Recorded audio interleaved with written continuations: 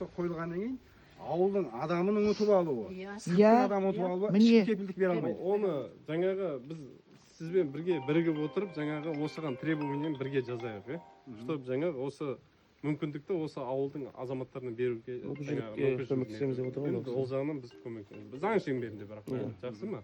Заң шеңберінде. Сіз қоғамдық кеңеске мүше болдыңыз ғой? Иә. Сіз болдыңыз ғой? Енді болды, қоғамдық кеңес ретінде бірге өздеріңіз осыны бастағанда құжатын жаңағы конкурстық рәсімдерге құжатын әзірлегеннен кейін сіздер требованиеден бастап бәрін толығымен өздеріңіз бірге болыңыздар, чтобы ыңғайлы болсын. Хорошо? Жаңа жұмысты маған тапсырды көздеріңіз. Түстен кейін міне келіп отырмын сіздердің алдыларыңызға. Мен өзім келіп кетіп жатқан жоқпын. Сіздер шақырттық хабарласып, міне келдік осы жаңа көтерілген мәселенің бәрін бірге жүріп өтейік деп тұрмыз. Әрине, міне жаңа құжатын не үшін алдыртып отырмыз? Сіздің жаңа күмәніңіз болмасын деп тұрмыз. Жаңа айттыңыз ғой, сіздер енді құр сөз ол көрген жоқпыз құжатын деп. Құжатын көрейік дедіңіз. Міне құжатын алып келдік.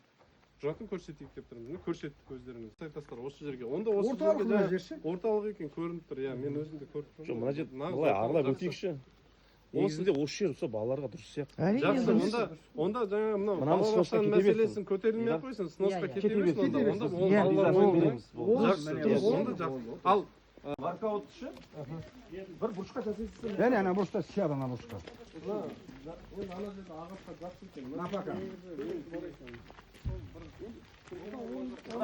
Мына жақта да здание, мына